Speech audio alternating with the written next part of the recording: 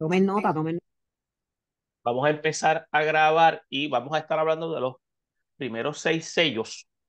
Eh, Pudieron escuchar el video anterior, ¿verdad? Pudieron verlo también. Sí, de la clase ¿Cómo, anterior. cómo encontraron la información? ¿Cómo Porque encontraron la información? Hablen toda la vez. Por favor. No, no todos a la vez, como dicen por ahí. Fue Eh, interesante porque hablaba de lo que tenía cada sello, que cada sello llevaba algo diferente. Y también hablaba de los ancianos, de los creo ancianos. que son los 7 ancianos. Sí, estaba hablando de los 4 seres vivientes y los 24 ancianos. Es 24. 24 ancianos, y es importante que entiendan que estuvimos hablando el trono de juicio y el libro sellado y el cordero. Ujú. Entiéndase que el cordero constituye ser Jesucristo, y vamos a ver entonces en esta fase cómo estos sellos comienzan a ser abiertos. Eh, y es importante que entendamos cómo es este proceso se va llevando a cabo. Yo les presenté un rollo, un ejemplo de cómo era que estaban sellados, más o menos para aquel tiempo, ¿no? Cómo era que estaban sellados. Era un indicativo de que tenía su sello y solamente la persona que tenía autoridad para poder abrir ese sello, ya que tenían esas características, eran los que podían entonces tener ese privilegio de poder entonces romper esos sellos. Entonces, eh, estuvimos hablando de la manifestación de estos seres. Entiéndase que cuando se habla de 4 seres, de estos 4 seres vivientes, se está hablando de uno con apariencia de león, de uno con apariencia de becerro, uno con apariencia humana y otro con apariencia de águila. Estos son elementos simbólicos. ¿Estamos claros? Ujú. Porque todo esto tiene una representación, y es importante que entendamos lo que estas representaciones tienen. ¿Estamos claros? Porque Ujú. entiéndase, el león es representa lo que nosotros llamamos la realeza. El becerro representa lo que se llama ese sentido de servicio y sacrificio.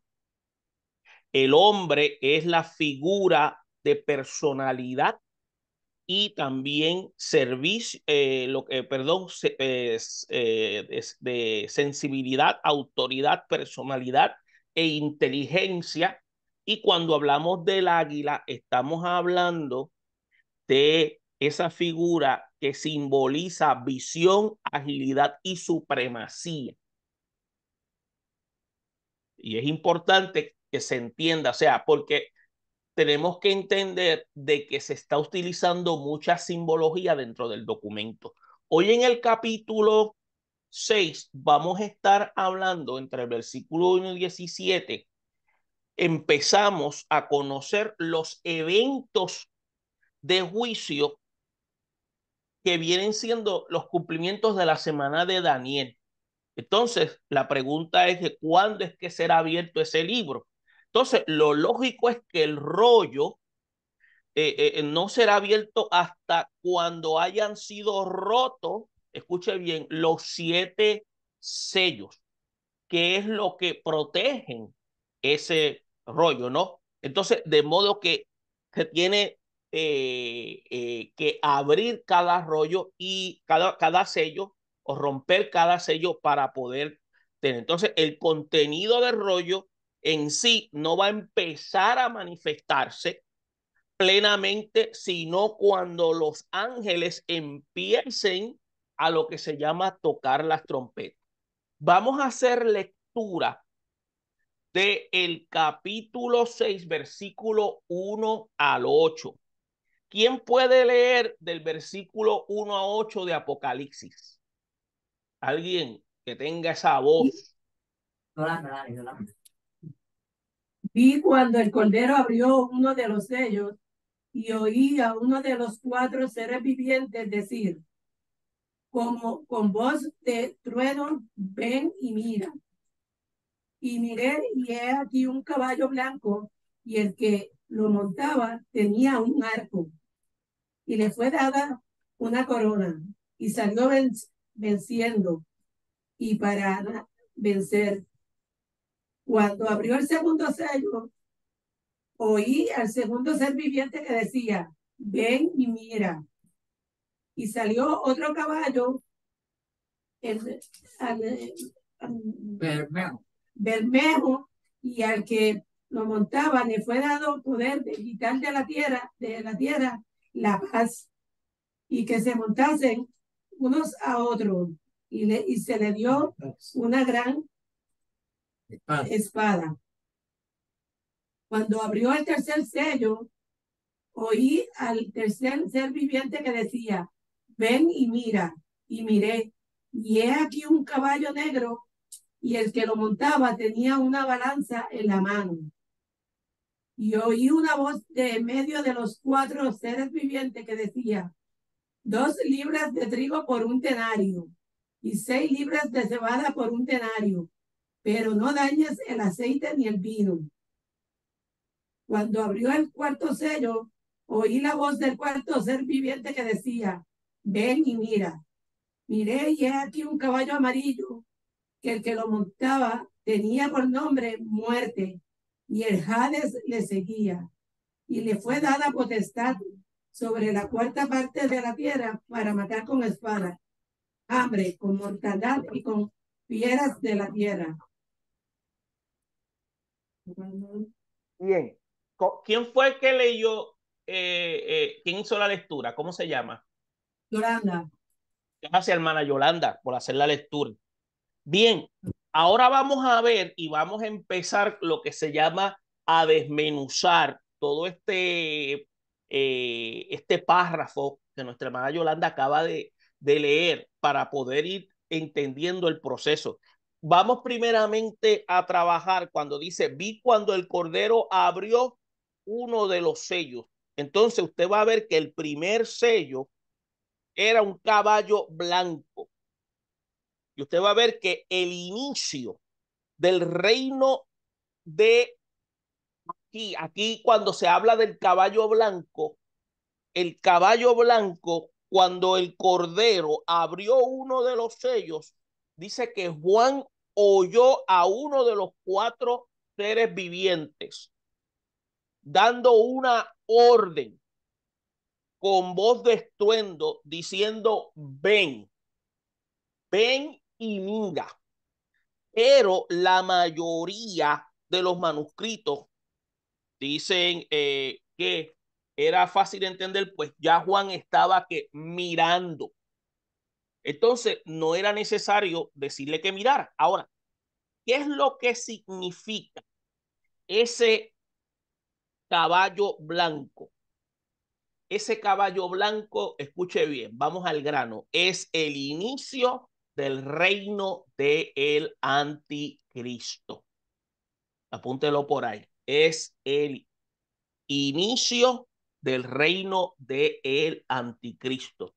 ¿Y cuáles son los distintivos de este primer jinete? Va a ver que se sobreentiende que la persona del jinete es una de carácter simbólico. Entonces, el color blanco, usted sabe que es uno de carácter significativo porque tanto los reyes, los dignatarios, montaban caballos blancos como señal de majestad real. E incluso cuando llegaban del ejército generales montando en caballo blanco, después de la guerra estaban indicando que hubo victoria. El arco que tenía en las manos es también un símbolo de acción militar. Pero usted se va a dar cuenta que tenía arco, pero no se menciona que tenía flecha. Entonces, se supone que no estaba en plena guerra. Entonces, cuando dice la expresión que le fue dada una corona, esto da a entender que no había sido rey anteriormente, sino que en ese momento estaba asumiendo la posición de rey.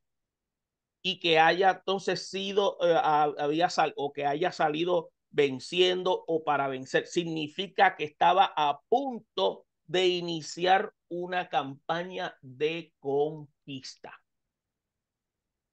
¿Estamos claros? Ese es el jinete del el caballo, perdón, el caballo blanco, lo que representa. ¿A quién representa este jinete?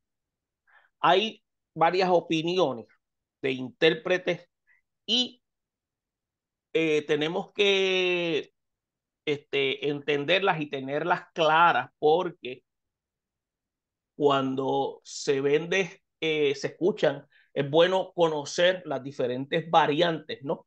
Y van desde los que creen que esta fue una representación de Jesús hasta que los que piensan que se trata del evangelio. Pero escuche bien, esto pues tiene sus variantes. Varios factores apuntan a que el poder político y militar del mundo posterior al rapto de la iglesia, por lo tanto, las inclinaciones mayores entienden que este caballo blanco representa al anticristo. Por supuesto, el representante de ese poder internacional será el personaje que se ha venido, lo que se llama, anunciando por medio de tipos y profecías a través de la escritura.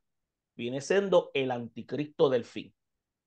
Entonces, este personaje va a surgir como producto de una confabulación mundial, y más tarde vamos a ver cómo la bestia, la que sube del mar, aquí en Apocalipsis se refiere a multitud. Entonces, y el mar también se representa como humanidad. Entonces, el color blanco, entiéndase también que sugiere color de paz, y que este líder iniciará lo que se llama como una especie de campaña pacífica para someter estratégicamente a los judíos bajo autoridad. No obstante, cuando estos se nieguen a recibirlo como Mesías, entonces él se va a lanzar en contra de ellos con furia. Quiere decir que lo que se interpreta es que él va a venir de manera mansa, de manera diplomática, va a tener carisma. Entonces, cuando se habla de que la corona que ceñirá no es una especie de diadema de autoridad real y legítima, sino una especie que otorgará una corona que se la va a dar el mismo Satanás. Por eso es que se dice que es el dragón. ¿Estamos claros hasta aquí qué es lo que representa el caballo blanco? ¿Alguna pregunta? No. Aprovechemos que no están, que ahora no es grabado, estamos ahora, como diremos, directo. Bien. El segundo sello viene siendo el caballo bermejo, que es lo que también se conoce como el caballo rojizo. Este caballo simboliza guerra, simboliza violencia bajo el anticristo. Entonces, si usted se va a dar cuenta, si la violencia y los choques armados de hoy a nosotros nos asombran, ¿qué se puede decir de los que van a suceder durante el periodo de la tribulación? Por eso es que las escrituras mencionan cosas peores para estos días de tribulación, hasta que entonces Jesús establezca lo que se llama ese reino milenial. Entonces, el jinete del caballo rojo dice que se recibe poder de quitar de la tierra la paz y que se matasen unos a otros. Eso lo dice el versículo 4 del capítulo 6. ¿Estamos claros hasta aquí? ¿Estamos más claros que las manos de un carbonero? Hoy están muy calladitos, estoy muy serios hoy. Tenemos la boca Están ocupada. comiendo pan. Están comiendo. Ah, con razón. Estamos mirando para allá. Ah, están masticando. Ok, bien. Entonces, con respecto a las profecías de Daniel, por medio de Daniel, podemos ver que el cuerno pequeño de la cuarta bestia había anticipado lo que se llamaban las represalias del anticristo contra el pueblo judío. Por eso es que cuando usted lee el capítulo 8 de Daniel, el versículo 24, ¿quién lo puede leer? Capítulo 8, versículo 24 de Daniel.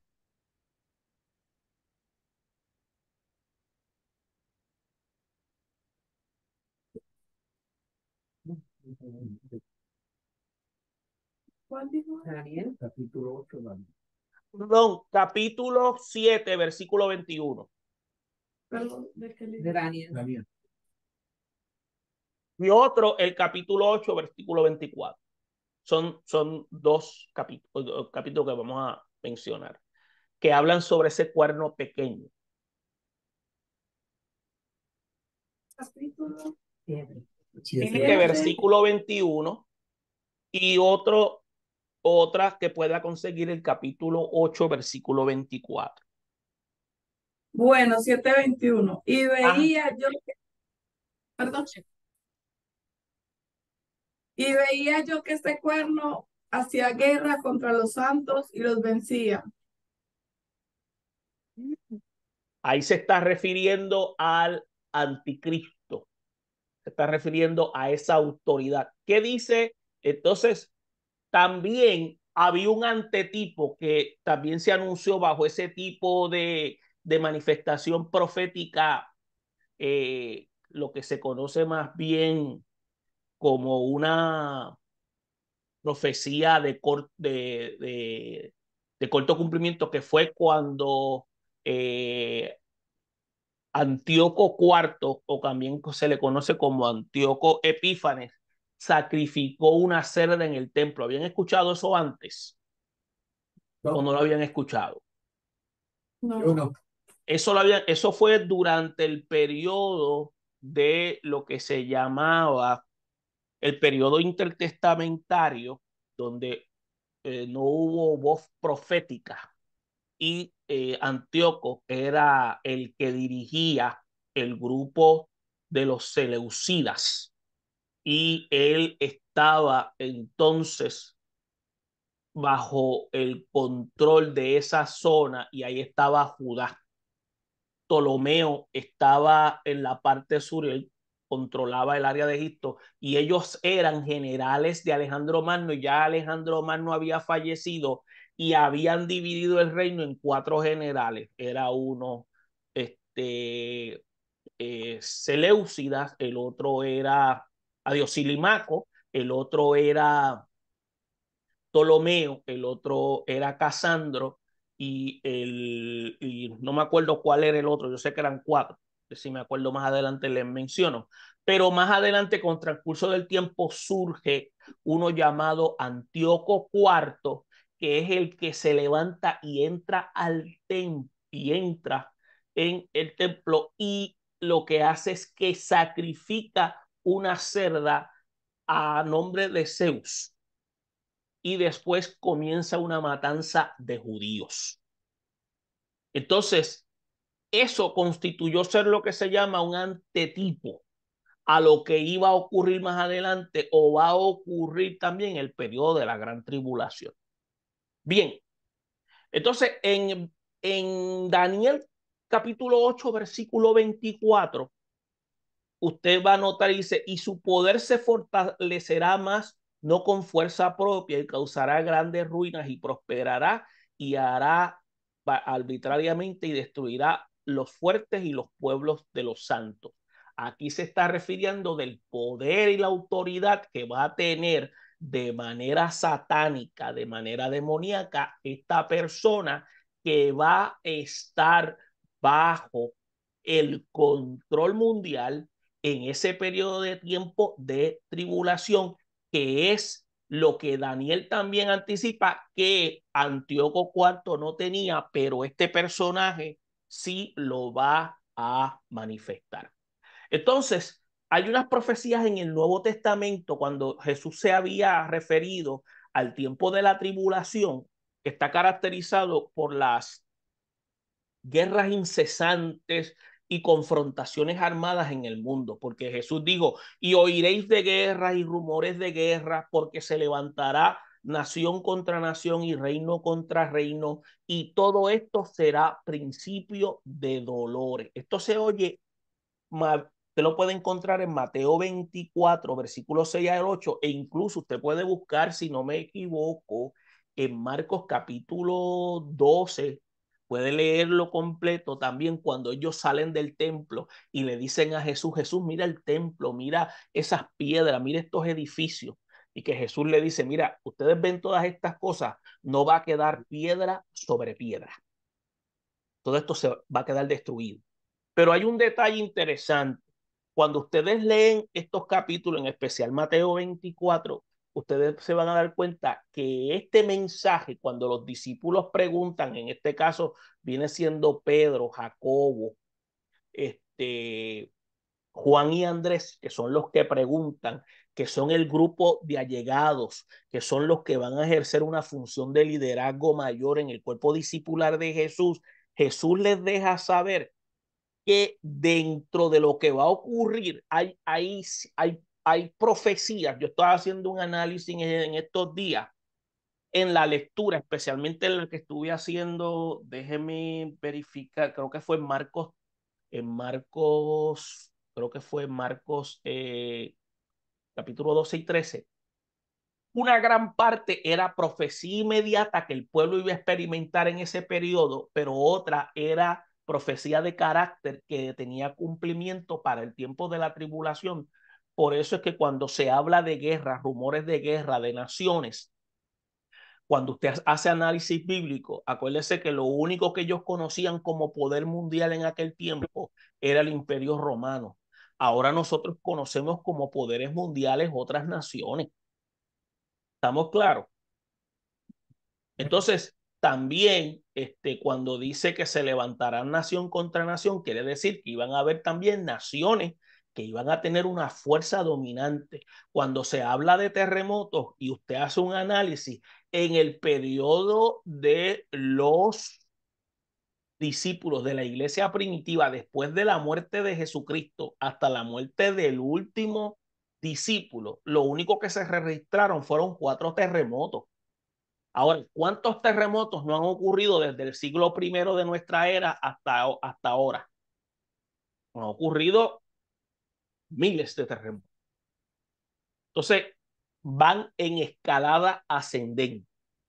Entonces, ¿por qué le hago mención de todo esto? Porque cuando Jesús dice que se levantará nación contra nación, reino contra reino, y todo esto es principio de dolores, está queriendo decir que todavía no es el fin. Entonces, siempre se va a dar cuenta usted que ha habido guerras, derramamiento de sangre por choques armados en el mundo. También se va a establecer la diferencia en momentos culminantes de la historia, que va a ser lo que se llama crucial, va a ser algo instigador y que va a venir un líder de todo movimiento bélico, y en este caso va a venir uno que va a tener un control, y ese va a ser lo que nosotros identificamos aquí bíblicamente como el anticristo. Pregunta hasta aquí, que vamos para el tercer sello. Yo no le pasé, permítame aquí, ya vamos, ya describimos ajá. Vamos para el tercer sello. Aquí por lo menos pueden ver el primer sello, caballo blanco, es el inicio del reino del anticristo.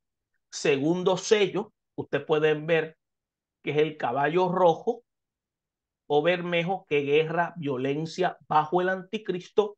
Y el tercer sello constituye ser el caballo negro. Ese tercer sello, que es el caballo negro, constituye ser escasez y hambre a causa de las guerras. Las guerras traen como resultado ese efecto. Entonces, ¿qué sucede? El caballo rojo diseminado por todo el mundo, la gente va a sufrir lo que se llama escasez de alimentos. Escuche bien, escasez de alimentos y provisiones como nunca antes en la historia.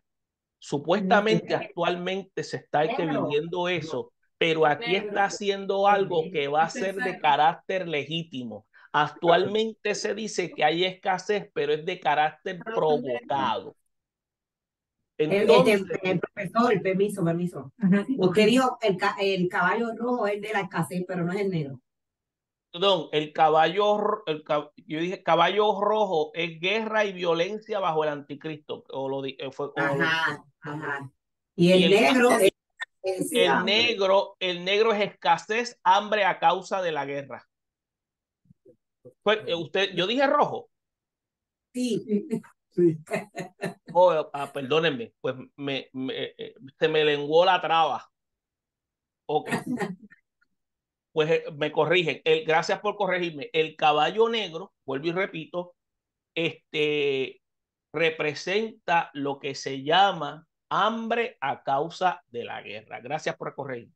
Entonces, usted va a ver que la orden que se le da al tercer jinete, usted va a ver, porque miren lo que dice el pasaje, cuando el Cordero, Cristo, abrió el tercer sello, al oír el tercer ser viviente que decía, ven y mira, y miré, y he aquí un caballo negro, y el que lo montaba tenía una balanza en la mano. Eso es lo que dice el versículo 5, ¿verdad? Entonces, tenemos que ver que la orden de los seres vivientes no era para que Juan viniera y mirara, escuche bien, sino para que los jinetes hicieran su aparición.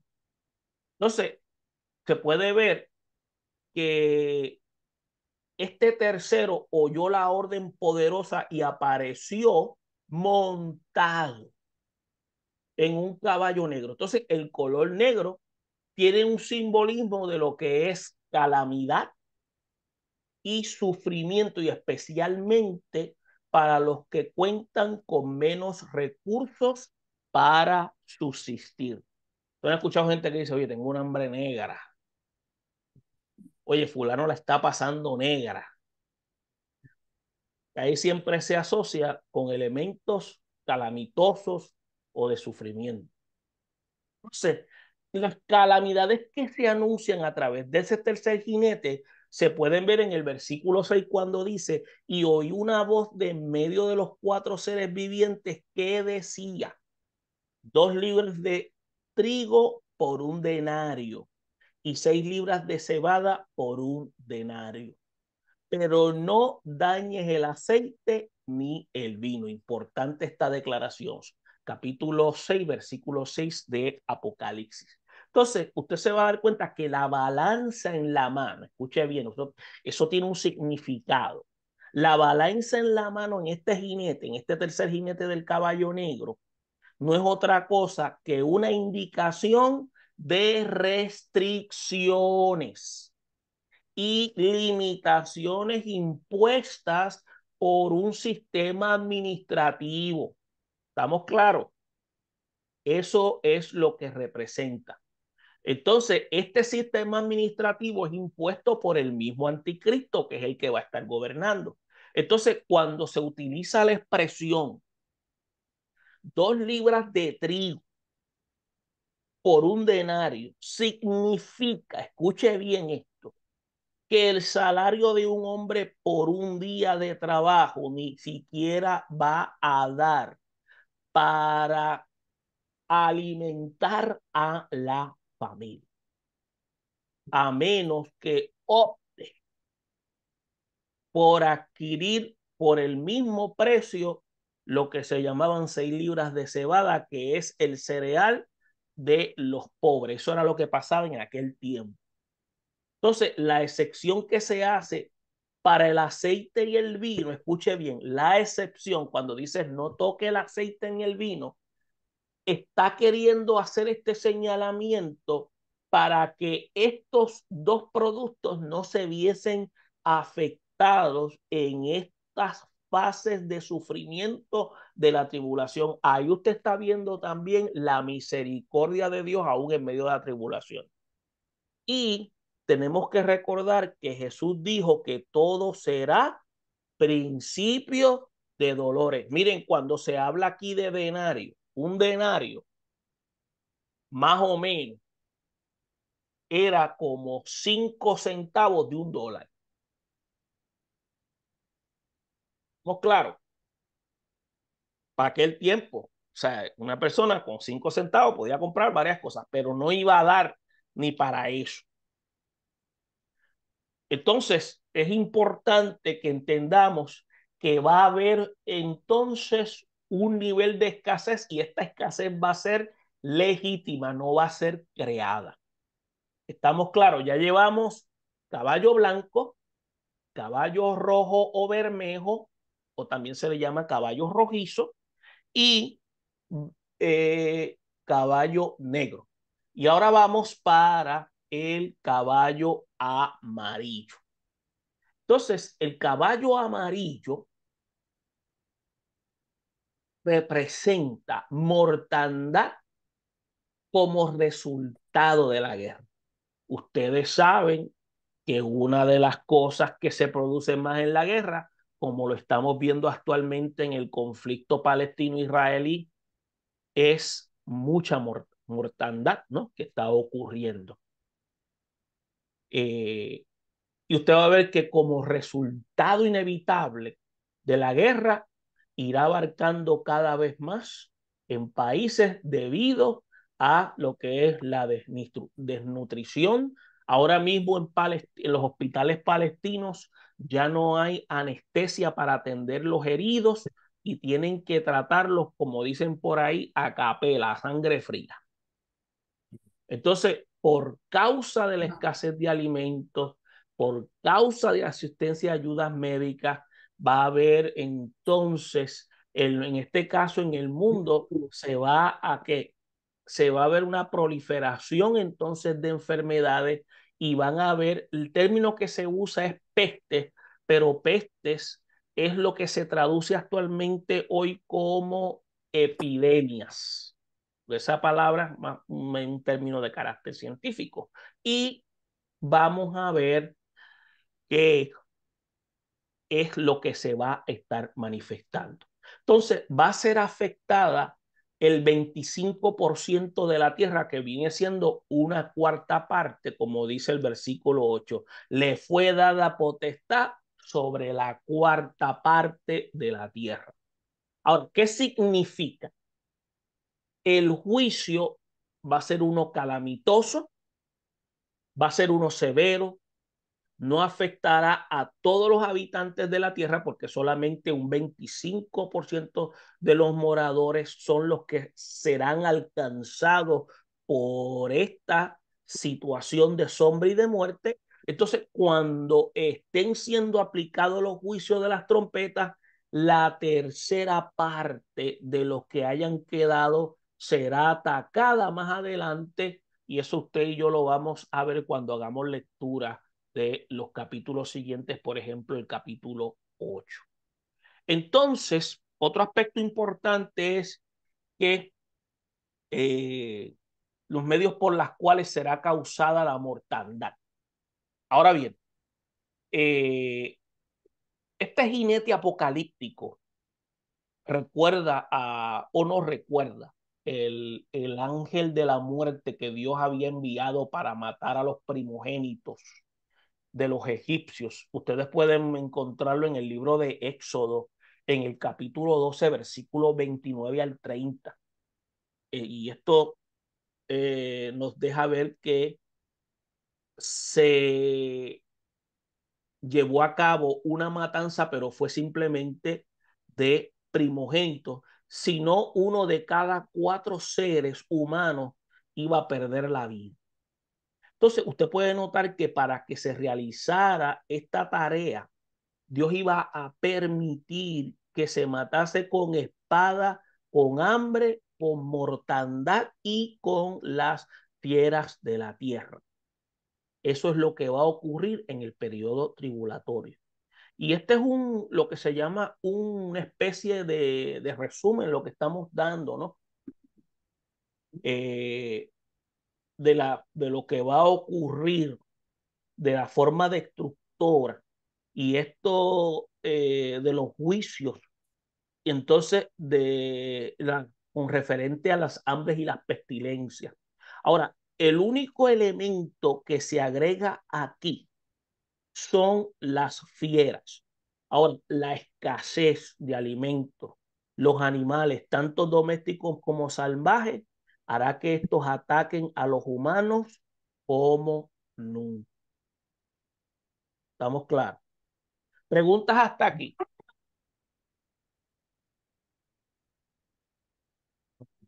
Pues estamos más claros que las manos de un calboreo.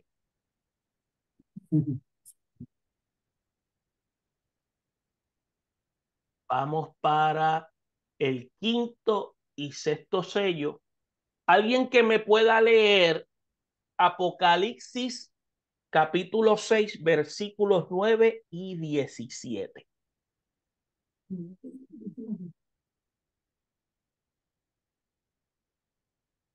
Versículo de 9. Versículos 9 al 17. Al abrir el cordero, él quitó. No, cuando abrió el quinto sello. Aquí no tengo lente. El 9, 9. Ok, el 9.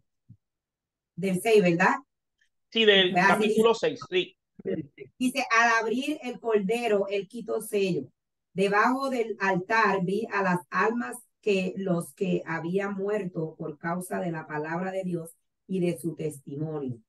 A gran voz decían, Señor santo y verdadero, ¿hasta cuándo seguirás sin juzgar a los habitantes de la tierra y sin vengar nuestra sangre? Entonces se les dieron vestiduras blancas y se les dijo que descansaran todavía un poco más de tiempo hasta que se completara el número de sus consiervos y hermanos que también sufrirían la muerte con ellos. Yo vi cuando el Cordero abrió el sexto sello y entonces se produjo un gran terremoto. El sol se cubrió de oscuridad como con un vestido de luto y la luna entera se puso roja como la sangre. Las estrellas del cielo cayeron sobre la tierra, como caen los higos cuando un fuerte viento sacude la higuera. El cielo se espumó como si fuera un pergamino que se enrolla, y todos los montes y las islas fueron removidos de su lugar. Todos se escondieron en las cuevas y entre las grietas de los montes. Lo mismo los reyes de la tierra que los príncipes, los ricos, los capitanes y los poderosos, lo mismo los esclavos que los libres. Y decían a los montes y a las peñas, caigan sobre nosotros, no dejen que nos mire el que está sentado sobre el trono. Escondámonos de la ira del Cordero. El gran día de su ira ha llegado. ¿Y quién podrá mantenerse en pie?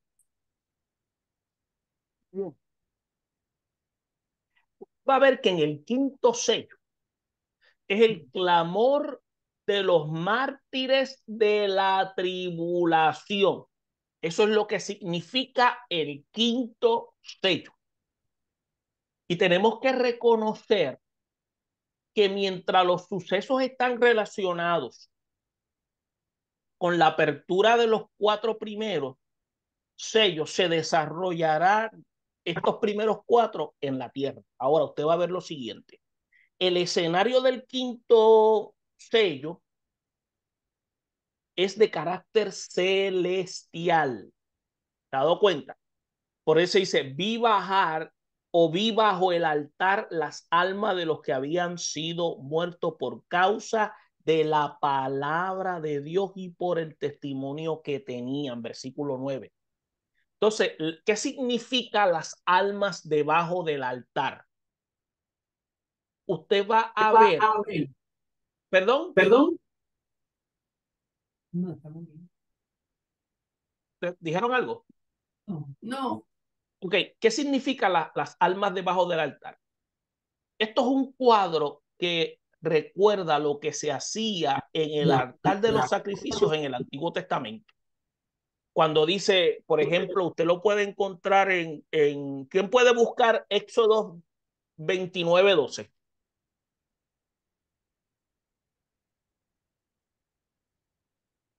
Éxodo 29:12.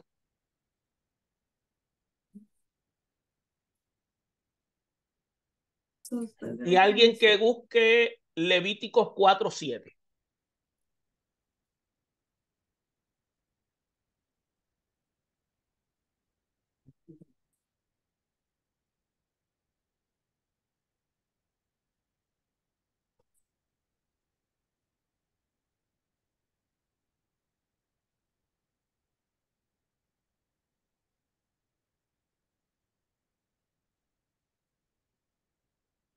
Pero bueno, era de eso.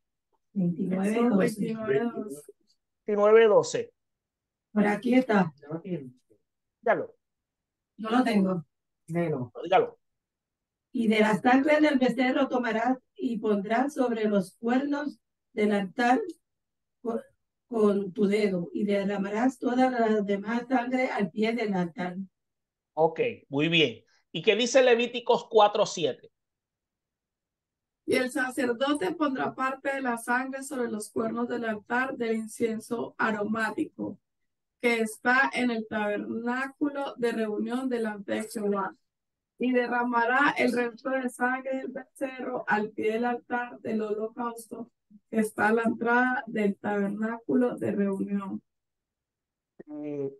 Esto que está aquí es lo que constituye, es la representación de lo que se hacía en el tiempo cuando no había templo que se llevaba a cabo. Por eso es que cuando se dice este aspecto de derramamiento, aquí se ve cómo la sangre, que es lo que representa la vida, lo que representa el alma de los animales, se echaba al pie del altar. Las almas de los que den su vida por su fe en Cristo, Jesús, escuche bien, encontrará debajo de lo que se llama el altar celestial. Por eso es que se utiliza esta especie de manifestación aquí en el quinto sello, porque se está refiriendo a esta sangre que es derramada a los mártires. Entonces, ¿quiénes son esas almas? Mire lo que dice el texto de manera clara. Dice, eran las almas de los que habían sido muertos por causa de la palabra de Dios y por el testimonio que tenían. Algunos dicen que es la iglesia. Yo le había mencionado a ustedes que ya después del capítulo 4 la iglesia no estaba. Algunos suponen que se trata de los mártires de la iglesia de todos los tiempos, en especial los que murieron debido a la persecución bajo el Imperio Romano y bajo la Inquisición de la Iglesia Católica. Pero, escuche bien, ya hemos presentado evidencias de que la iglesia ha de ser arrebatada por Cristo antes de la tribulación. ¿Estamos claros? Por lo tanto, estas son otras personas. ¿Entendimos? Me dejo entender, como dicen por ahí. Entonces, estos creyentes que piden justicia, que piden venganza sobre los que les dieron muerte, de los que moran en la tierra, como dice el versículo 10, los que estén morando sobre la tierra serán los que hayan quedado después del rapto. como lo hemos visto en el capítulo 3, versículo 10 de Apocalipsis. Por eso es que el apóstol Pablo, usted va a ver que se refiere a este tipo de persecución contra los que decidan dar su vida por el Señor, cuando él, creo que en segunda de Tesalonicenses, capítulo 2:7, dice, y está en acción el misterio de la iniquidad, solo que hay quien al presente, ¿se acuerdan? Lo detiene hasta que él a su vez sea quitado de en medio. Ahora, ¿quién es el que va a ser quitado? Pues fíjese, el que va a ser quitado va a ser cuando el Espíritu Santo quite la iglesia y el Espíritu Santo ya no ejerza función sobre la iglesia para seguir proclamando. Entonces, el anticristo es el que va a perseguir a todo aquel que se rinda a Cristo, tanto judíos como gentiles, en ese periodo de la tribulación. ¿Estamos claros? ¿Quedó más claro que las manos de un carbonero? Por eso es que surge la pregunta que si van a haber convertidos en el periodo de la tribulación. Pues fíjese, la respuesta es que sí. Entonces, para evitar que algunos alberguen esperanza de salvarse después del rapto de la iglesia, es por eso que muchos predicadores rechazan la idea de que haya salvo durante la predicación, pero sí van a haber salvo. Yo quiero decirle algo. Van a haber gente que se va a salvar. Y temen, por ejemplo, mire, yo quiero llegar al cielo aunque sea apestoso a humo. Yo me quiero ir en el primer viaje. Ajá. Entonces, temen que los que crean que habrá otra oportunidad no se esfuercen por vivir una vida digna. De arrebatamiento. Algunos sugieren que los que aparecen debajo del altar en esta visión serán más que judíos. Pero déjeme decirle, nosotros los cristianos no estamos pensando en quedarnos aquí. Nosotros los cristianos estamos pensando en vivir una vida agradable delante del Señor, como dice él, cuando él venga a llamar a la iglesia, nos encuentre que haciendo su voluntad. ¿Estamos claros? Entonces, es importante que estemos claros en todo eso.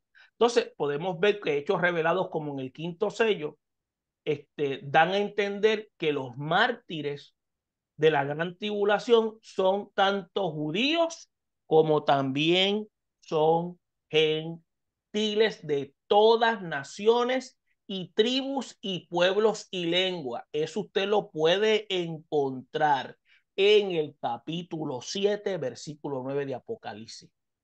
Entonces, los que estén dispuestos a dar su vida por el testimonio de Cristo serán convertidos en mártires, serán convertidos en héroes de la fe. Entonces, hay detalles interesantes que tenemos que notar. Uno es que estos son mártires que sean presentados en el cielo inmediatamente después de la apertura, la mortandad del cuarto sello, que indica que vienen de la tribulación. Y otro segundo aspecto es que, aunque se haga alusión a ellos como alma, estos habrán resucitado de la muerte y estarán para ese momento como cuerpos glorificados.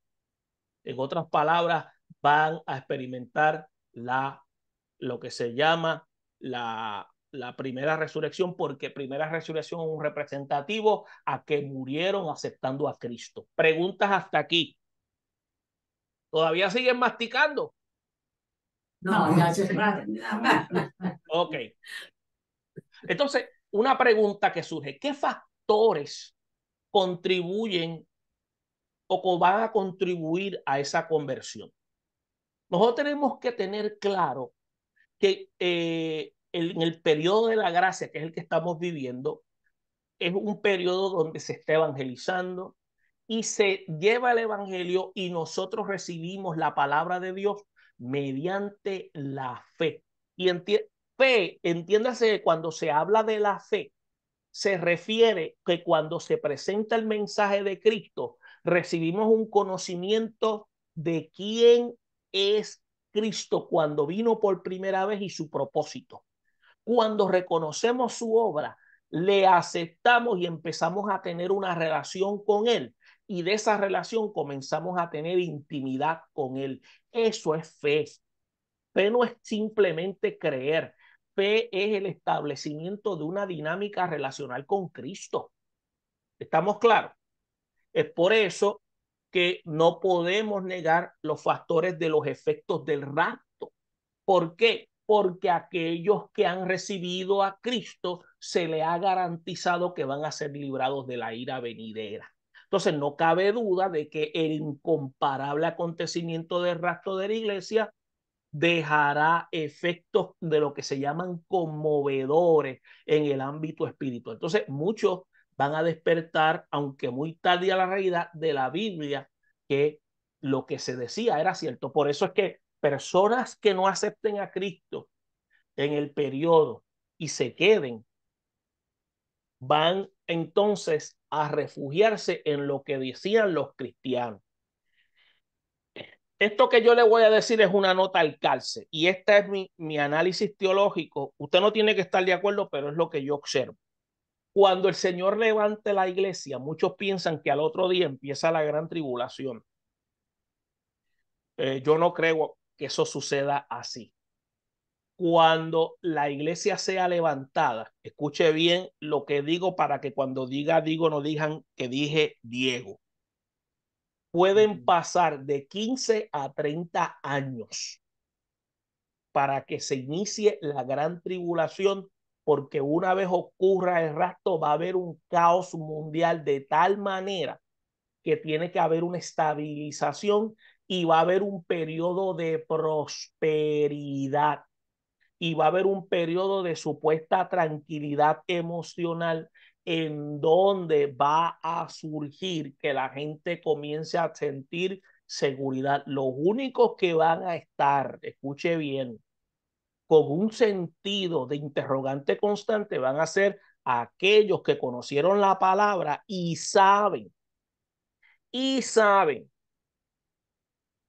que lo que los cristianos decían era cierto.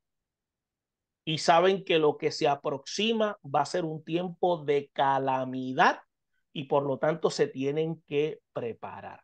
Esa es mi tesis y lo que yo observo en cuanto a lo que ha de ocurrir. Porque para el rapto no tiene que cumplirse ninguna profecía. ¿Estamos claros? Y es importante que entendamos eso. Ahora, eso pues es mi análisis personal y ahora mismo, si usted se da cuenta, todavía el templo de Jerusalén no se ha construido, el tercer templo todavía no se ha construido. Por eso es que nosotros, yo no estoy esperando a Jesucristo, yo estoy esperando el rapto. ¿Entiende lo que les quiero decir? Por eso es que a veces yo oigo gente que dice, hermano, ¿cuántos están esperando al Señor? La intención de la pregunta es buena, pero como decía mi gente en el barrio, pero eso está mal dirigido. Nosotros estamos esperando ser arrebatados. Porque en el momento en que Cristo venga, nosotros vamos a venir juntamente con Él a reinar con Él en un reinado sempiterno. Por lo tanto, la iglesia va a ser tomada. Dígame. Le quiero hacer una pregunta porque ahora que usted habló de eso, que usted dice que ese es el análisis. ¿En qué usted se basa en decir que son 15 a 30 años?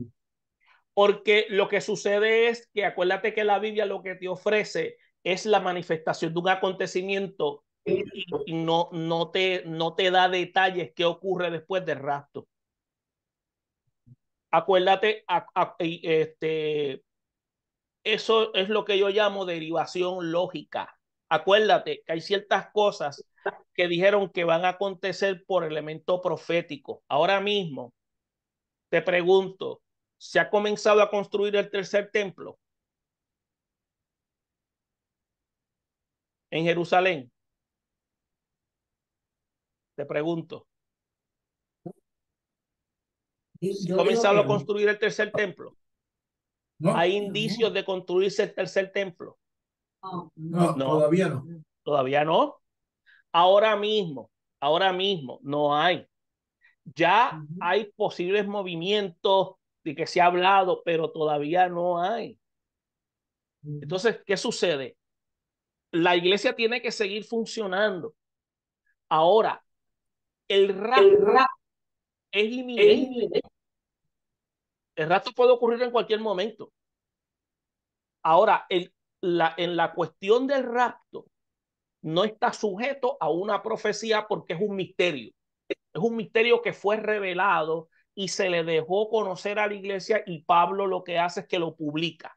Lo que pasa es que la iglesia, cuando recibe el mensaje, la iglesia primitiva, al recibir el mensaje del rapto, lo que, lo que hace es que le da más énfasis a la segunda venida de Cristo, pero la segunda venida de Cristo va a ser después de la gran tribulación. Entonces, nosotros que somos los que hemos tomado la decisión de proclamar el evangelio, vamos a ser librados de la ira que ha de venir. Por lo tanto, tiene que haber un proceso de lo que se llama exterminio total del pecado, de Satanás, de la bestia, del anticristo, para que entonces podamos nosotros experimentar el reino sempiterno. Entonces, si ha de ocurrir, te estoy hablando en términos lógicos, Arlene, en un término lógico. Este, eh, ahora mismo, si el templo no se ha construido y Cristo viene, pues quiere decir que entonces lo que se hablaba de la construcción del templo, y de lo que se habla de la profecía de que el anticristo iba a cometer abominación, entonces esa profecía que dice la escritura no es cierta. Entonces, por derivación lógica, tú entiendes que entonces tiene que pasar un periodo porque esa profecía se tiene que cumplir. Hay profecías escatológicas que no se han cumplido, y si no se han cumplido, tienen que llevarse a cabo. Acuérdese, nosotros pensamos que las profecías tienen que llevar un orden cronológico y no necesariamente tienen que llevar un orden cronológico. Lo único es que se tienen que cumplir.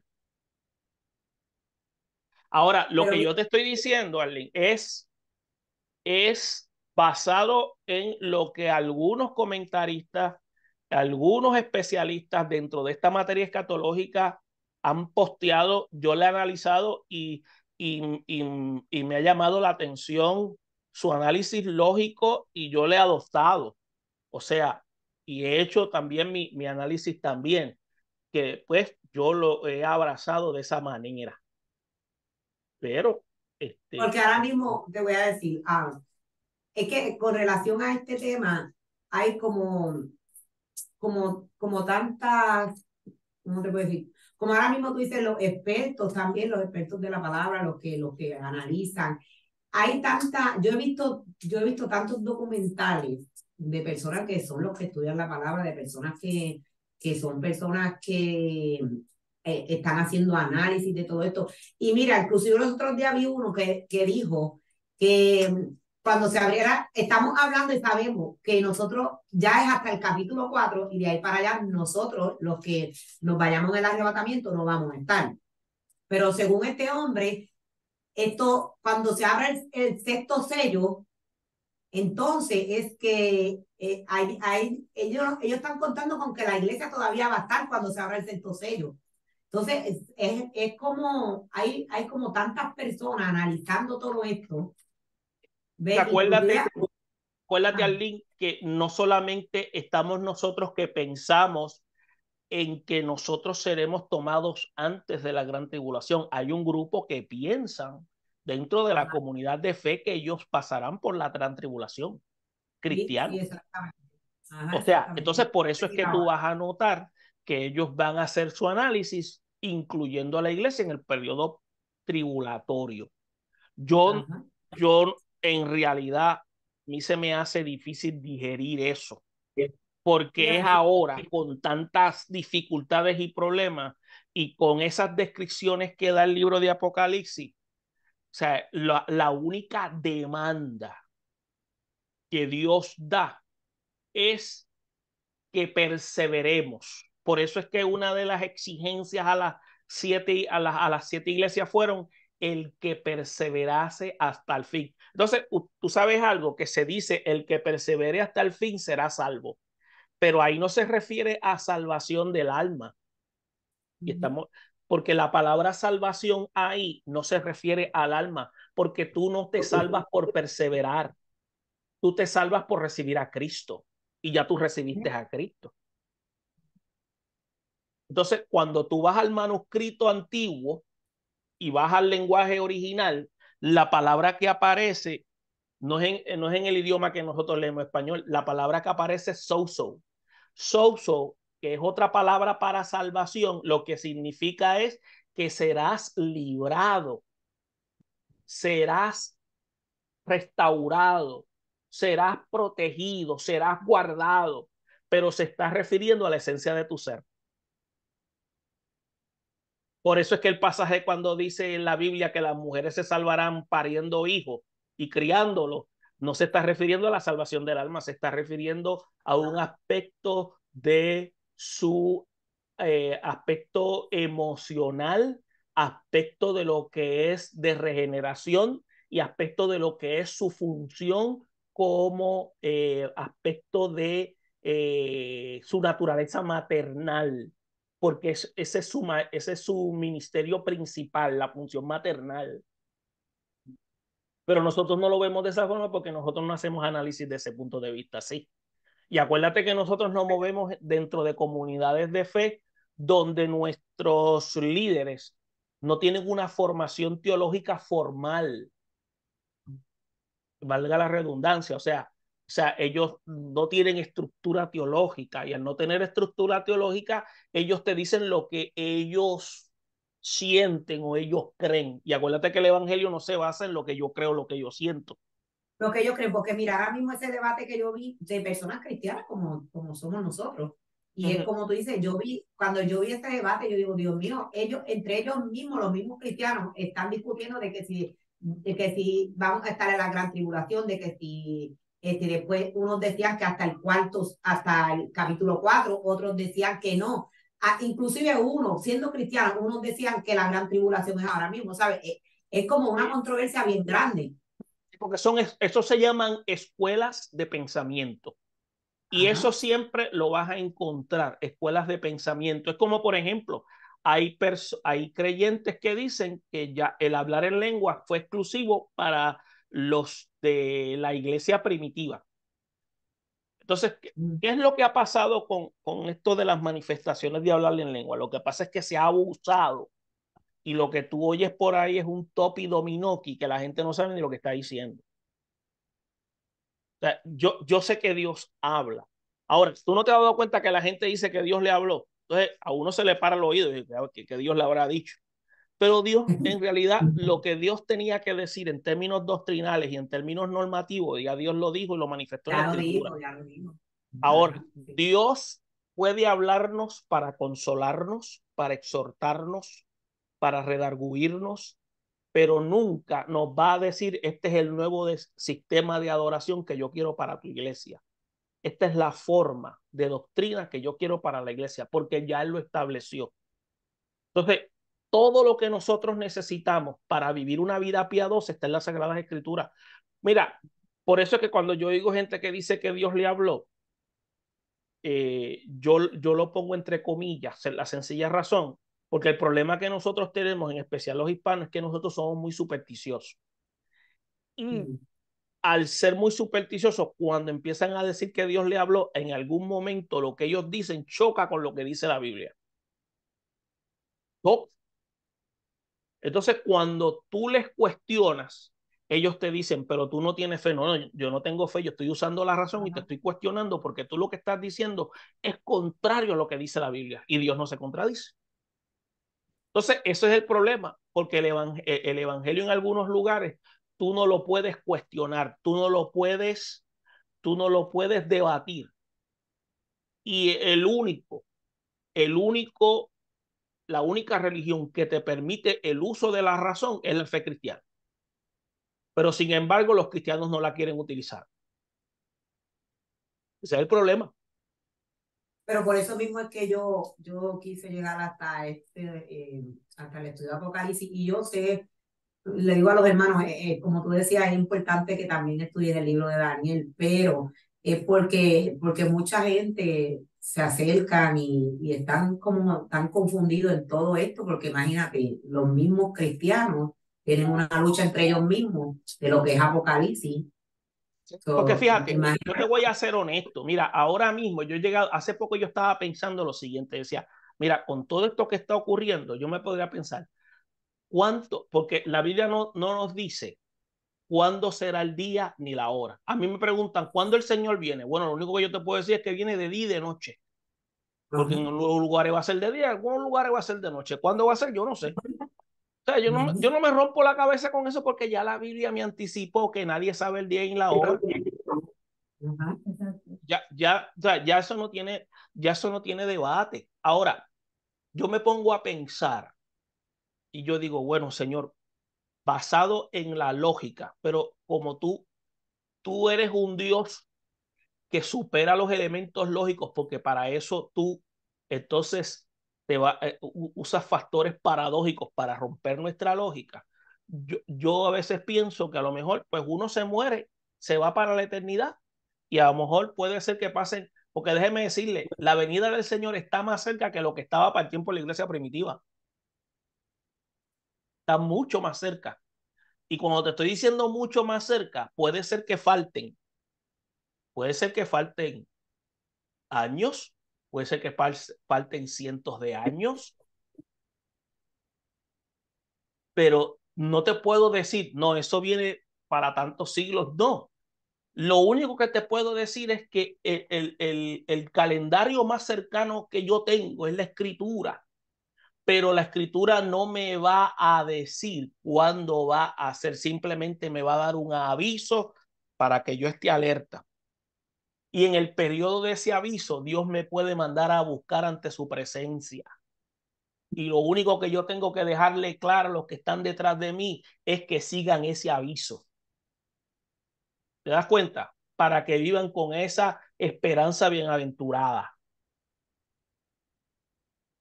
Por eso es que yo no discuto mucho esto de que si la gran tribulación, yo soy de los que sostengo y esa es mi convicción y entonces lo trato de demostrar a través del testimonio con todos mis defectos y virtudes que el Señor nos viene a buscar antes de que ocurran todas estas calamidades que han de ocurrir. Sí, y es como ahora mismo, como está pasando todo eso, como que toda la gente está tan alarmado. Y por eso yo le di gracias a Dios que esta clase está en este momento, ¿ves? Porque la gente andan alarmados como locos y andan muchas personas dando profecía de que por lo que está pasando, Y eso ya es un el error, Señor. y eso es un error garrafal. Ajá. Tú no das profecía. Tú no haces profecía cuando ningún evento ha sido consumado. Tú no interpretas profecía cuando un evento está en efecto. La profecía se Pero acuérdate, interpreta una vez el evento es ellos están, consumado. porque ¿Perdón? ellos están dando profecía, que ellos están dando profecía como ahora mismo lo que estábamos hablando ahorita cuando dice de los tiempos de guerra. Ya ellos están pensando, ya ellos están dando profecía de acuerdo a estos versículos. Por eso te digo que es como una controversia bien grande la que hay. Y lo que pasa es que la gente está asustado, porque No, es lo que se y profetiza. acuérdate que vivimos en un entorno que eso es lo que gusta, el sensacionalismo, el amarillismo. Y acuérdate, Ajá, ajá. la iglesia tiene que ser responsable. La profecía, la única manera que tú pruebas el cumplimiento, la veracidad profética es el cumplimiento. Pero para que tú puedas probar el cumplimiento de la profecía, tienes que esperar que el evento se consuma. Si el evento no se consume, no puedes hablar que es profético. Ahora mismo, mira, en la Biblia cuando habla, que lo estamos estudiando nosotros aquí hoy, pero yo he escuchado muchas profecías que andan rondando en el internet del versículo que estábamos hablando, de cuando habrán rumores de guerra. Y entonces, de que si los terremotos, ahora tú explicaste lo de los terremotos. Mira esa forma tan sencilla de aprender acerca de esto de los terremotos, desde el tiempo de los discípulos hasta el tiempo desde Cristo hasta que se murió el último discípulo. Entonces la gente, ok, pasa un terremoto por allá y ya todo el mundo se pone alarmado, ya todo el mundo empieza a dar profecía de que ya estamos ahí, ya mismo viene el Señor. Porque Porque acuérdate también una es cosa, otra Lin. cosa. Ajá. Cuando tú haces lo que se llama, hay una herramienta que se llama interpretación bíblica, hermenéutica bíblica. Yo tengo que leer el pasaje. Cuando yo leo el pasaje bíblico, yo tengo que leerlo pensando en los destinatarios de aquel tiempo. A veces yo comparto con muchos cristianos y a mí me da la impresión que ellos piensan que la Biblia la escribieron en Puerto Rico el año pasado. Entonces, ¿qué pasa? Ellos, cuando leen la Biblia, la leen y la interpretan al estilo puertorriqueño. Entonces yo le digo, si la lees y la interpretas a ese estilo, estás perdido en el desierto sin cantimplora. O sea, yo tengo que, número uno, está escrita en nuestro idioma para nuestra comprensión porque ese es nuestro idioma. Yo no soy hebreo, yo no soy griego, Ajá. pero entonces yo tengo que familiarizarme con estas lenguas para poder entonces entender qué es lo que quiso decir. Entonces, por eso es que cuando una de las cosas que yo le digo a mis estudiantes, cuando usted vaya a leer trabajar un pasaje bíblico, y te voy a decir esto y va a sonar exagerado, a veces tú te tienes que leer el pasaje bíblico por lo menos 20 veces. Sí. 20 veces. Porque, por ejemplo, cuando dice la Biblia que los discípulos, Jesús salió con los discípulos del templo, y después del versículo 2 al 3 dice que se fue al Monte de los Olivos a mirar a Jerusalén o al templo. Tú te preguntas, bueno, ¿qué distancia había desde el templo hacia el Monte de los Olivos? Yo tengo que preguntarme eso porque dice que ellos estaban en el templo. Entonces la pregunta es, ¿qué hacían? Una pregunta que tú te tienes que hacer, ¿qué hacían en el templo? Porque en el templo una de las cosas que se hace es que se oraba 3 veces al día. Una era en la madrugada, una era en la tarde y una, ¿sabes? Entonces, una era en la mediodía y una en la tarde. Entonces, ¿a qué hora fue que ocurrió eso? El texto no lo dice. Tú tienes que entonces tratar de investigar a qué hora fue que se dijo eso. Tú tienes que tratar de empezar a atar cabos para tratar de ser lo más responsable posible con el texto, porque hay cosas que el texto no te dice. Por eso es que hay una serie de preguntas básicas como qué, quién, cómo, cuándo, dónde, por qué, para qué, por qué y para qué. Bien. Entonces, esas preguntas te van a ayudar a ti a decir, esto es lo que posiblemente pudo haber ocurrido. Y otra cosa es que si tú y yo no conocemos el contexto cultural judío, vamos a tener problemas. Vamos a tener problemas porque lo que no conocemos, si no lo conocemos, lo vamos a inventar. Y eso no es parte de la interpretación bíblica. Entonces, uno de los problemas que tenemos nosotros es que empezamos, hermano, y yo sentí que se me pararon los pelos y yo sentí y el Señor me dijo, esto es lo que tienes que decir. Y entonces estoy movido por la emoción y entonces la razón la estrangulo y lo que digo no es bíblico y es contrario a lo que dice el orden bíblico. Mira, tú no te has dado cuenta, por ejemplo, a mí me hicieron una entrevista hace 2 días, yo te la envié a ti. No sé si la pudiste ver completa, no sé si. No Yo la te pude envié una ver entrevista del conflicto Israel-Palestina. Ya creo que se acabó el tiempo, vamos a tener que seguir ya la próxima semana. Pero, uno de los problemas que tenemos nosotros es que nosotros no conocemos lo que es geopolítica. Nosotros no conocemos el contexto cultural judío. Entonces, tú y yo no conocemos que esta gente, a esta gente de Palestina, a la gente del Medio Oriente, a ellos no les importa ganar un conflicto. Ellos no les importa. Ellos lo que quieren es exterminar a la nación israelí y convencer a los demás musulmanes a que se unan a la causa. Y una de las acciones que ellos promueven es lo que se llama la inmolación. Entiéndase, dar su vida. Por eso es que ellos vienen y dicen, ¿cuántos más tenemos para entregar? Y tú sabes qué es eso, los niños. Por eso es que a medida que se siguen dando los ataques, los medios lo que te presentan es Israel atacando y matando a los niños. Porque acuérdate, ¿qué es lo que se vende? ¿Qué es lo que arrastra? Ese tipo de noticias. Ahora, mucha gente no sabe qué fue lo que causó ese esa situación. 2 meses atrás, el presidente de Israel, Benjamín Netanyahu, estaba tratando de hacer una reforma judicial y el país se le levantó en contra porque interpretaron eso como una posible dictadura. Y eso hizo un levantamiento de brazos caídos y eso causó que la defensa del país bajara, y esa fue una oportunidad para Hamas meterse a Gaza y armarse hasta los dientes para que el día de Yom Kippur empezaran a atacar.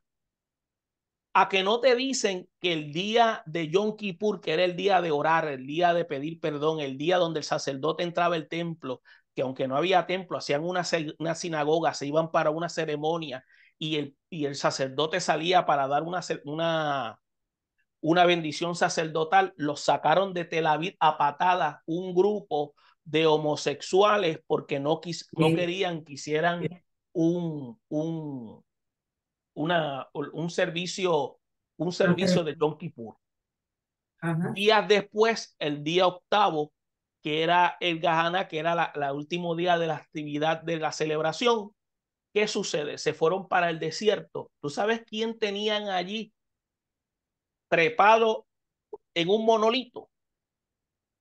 Tenían a Buda, no sé si era Buda. Y Era Buda, yo lo vi, decían que era Buda. En un monolito, y se dice que estaban usando drogas, estaban haciendo un montón de barbaridades. Ahora, yo vi el video y en el fondo del video apenas se veía muchos de Hamas viniendo en paragliders, que esos son estas chiringas donde venían montados a matarlos y a llevarse rehenes. Ahora, ellos no se habían dado cuenta que venían ellos porque muchos estaban endrogados. Estaban en tu área, Ahora, ¿por qué yo te estoy mencionando esto? Nosotros hablamos que hay que orar por la paz de Israel. ¿Tú sabes por qué hay que orar por la paz de Israel? Y la Biblia te dice que hay que orar por la paz de Israel. Porque el pueblo que Dios vino, ese mismo pueblo, una vez Jesús dijo, ¿cuántas veces quiste juntar la gallina como la gallina junta a sus polluelos? Y tantas veces apedreaste a los profetas. Ese pueblo fue el que los rechazó, y ese pueblo, en ese acto de rechazo, cayó en maldición. Ese pueblo está en juicio, pero a pesar de que está en juicio, el amor de Dios sigue sobre él. Y todo esto que tú ves es una manifestación de juicio. Entonces, ¿por qué tenemos que orar? Tenemos que orar para que ellos conozcan la experiencia de Cristo en sus vidas. Y eso es la paz para Israel, porque ellos no reconocen al Mesías. Todavía. Eso es lo que nosotros tenemos que fomentar. Bueno, creo que hasta me salió un poquito del tema. Bueno, nos quedamos aquí en la parte que factores contribuyen a su conversión. Vamos a estar hablando de eso más adelante en la próxima semana, Dios mediante. Bueno, Arlene, ya son las 7:30, ya se tienen que ir. A 8:30. Pero no, pero está bien bueno porque es que es bueno hablar de todo eso porque es como tú dices, por eso hay tantas aberraciones y hay tantas cosas y la gente se alarma y es por lo mismo, porque nosotros no escudriñamos como tenemos que hacer y eso es lo que está pasando y por eso mucha gente tiene tanto miedo y está tan desesperado. Pero está bueno el tema. Que yo le pido, Marlene, yo le envío a usted un video de YouTube, se lo puedo enviar a los hermanos. Es un sermón que yo tengo, pero a través de eso se pueden conectar y suscribirse a la página, y luego voy a poner la entrevista que tengo sobre el conflicto Israel-Palestino para que puedan escucharlo de manera más detallada. Son unos 45 minutos y así pueden tener un panorama más amplio de lo que estamos hablando. Bueno, ha sido un placer. Yo se los voy a mandar en el grupo del WhatsApp, se los voy a mandar. Sí. Pues magnífico. Y no olviden suscribirse, es lo único que les pido, para que allí hay más estudios bíblicos, pueden ver estudios bíblicos y se pueden conectar y tener más información.